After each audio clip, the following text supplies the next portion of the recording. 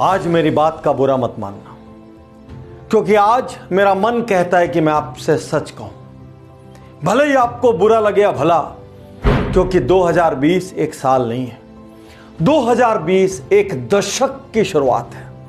और यदि इस दशक में आप कुछ बड़ा करना चाहते हैं, कुछ क्रांतिकारी करना चाहते हैं, वो पाना चाहते हैं जो आपने आज तक नहीं पाया, तो आपको वो करना पड़ेगा जो आपने आज तक नहीं किया, और मुझे वो कहना पड़ेगा जिसको कहने में मैं आज तक हिचकिचाता रहा। साथियों, सालों से योजनाबद्ध तरीके से हमारे दिमाग में कुछ धारणाएं ठोक दी गई, यहां तक कि अपने स्कूल के जमाने में मैं भी उन धारणाओं का शिकार हो गया था और अपने आप को औसत मानने लग गया था।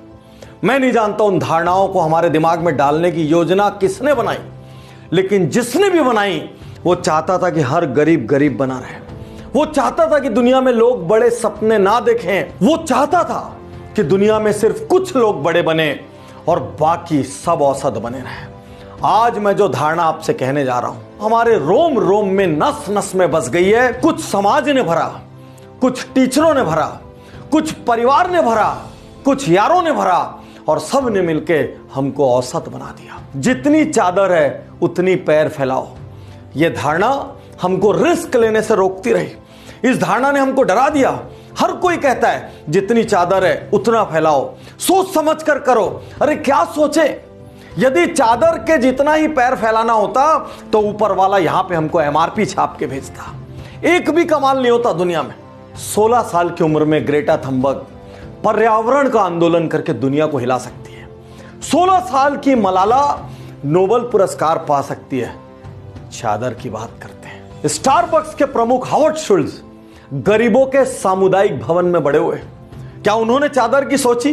फॉरएवर 21 800 से ज्यादा स्टोरों की श्रृंखला, उसके मालिक डो वैन चैंग एक दिन में 3 काम करते थे। एक बिल्डिंग की चौकीदारी करते थे, एक गैस स्टेशन में अटेंडेंट का काम करते थे, और बचे हुए समय में एक कॉफी हाउस में वेटर का काम करते थे।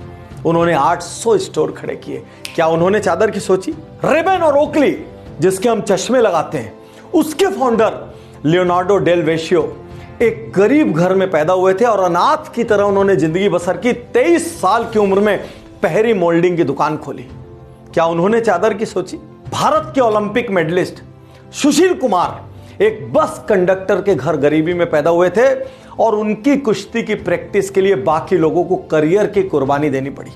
और खुद रजनीकांत एक बस कंडक्टर थे। क्या बात करते हैं चादर की। हमें ये क्यों नहीं सिखाया गया, बड़े सपने लो, रिस्क लो, आगे बढ़ो, अरे असफल हो क्या फर्क पड़ता है। हमारे दिमाग में असफलता का भय भर दिया गया, इसीलिए चादर चादर चादर नजर आने लग गई। आज यहां मैं आपसे कहना चाहता हूं, अगले 10 साल के लिए सबसे बड़ा सपना देखिए। हर वो व्यक्ति जिसने यहां पे औसत होने का आपको ठप्पा लगाया है, आज के बाद उसको इग्नोर करना स्टार्ट कीजिए, उसकी बात को नजरअंदाज कीजिए। कितनी बार किसी के कहने पे आपने कई काम छोड़ दिया, आपका मन कर रहा था कि मैं वो करूं, उस वक्त कोई आपको हिम्मत देता तो आप शायद कर लेते, लेकिन कुछ लोगों ने आपको डरा दिया, कुछ लोगों ने आपको बहुत सारी बाधाएं बता दी, कुछ लोगों ने बहुत सारे चैलेंजेस बता दिए, कुछ लोगों ने आपको ऐसे ऐसे नाम बता दिए जो वही करते हुए असफल हुए और आप घबरा गए। मैं आज आपसे कहना चाहता हूं, सलाह लेना बंद करो, और सलाह लेना भी है ना तो उनसे लो जिनकी मानसिक औकात हो सलाह देने की, जिन्होंने उपलब्धियां हासिल की हो, जिन्होंने पसीना बहाया हो, जिन्होंने रक्त बहाया हो। ऐसे लोगों से जिन्होंने संघर्ष किए हो, उनसे सलाह लो। औसत आदमी से सलाह लेके अपने बड़े सपनों का मर्डर मत करो।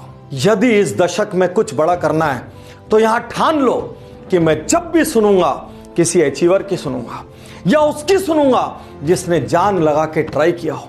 यदि मेरे आसपास ऐसा कोई नहीं होगा, मैं दूर जाके सुनूंगा। यदि तब भी मुझे कोई ना मिले तो मैं ऐसे लोगों को पुस्तकों में पढ़ूंगा। कोई ना मिले, वीडियो में मेरे साथ पूरा पूरा दिन बिता देना, लेकिन इस दशक को औसत लोगों से सलाह मशवरा करके खत्म मत करना। जिनको मेरी बातें बुरी लगी, मैं आपसे माफी चाहता हूं। मेरा इरादा नहीं है आपका दिल दुखाने का, लेकिन मैं जानता हूं बड़े से बड़ा बारूद का ट्रक भी अपने आप फूटने की औकात नहीं रखता।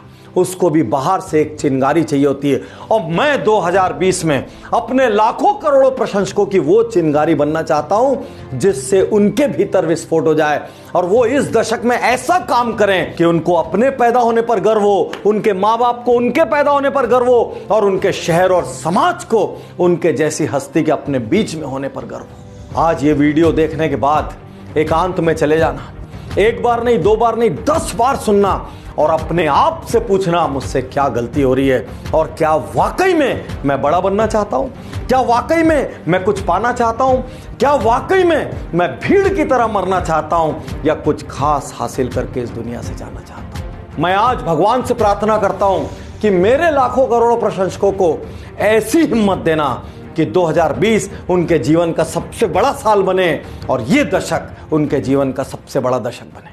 मैं तैयार हूं, मैं तैयार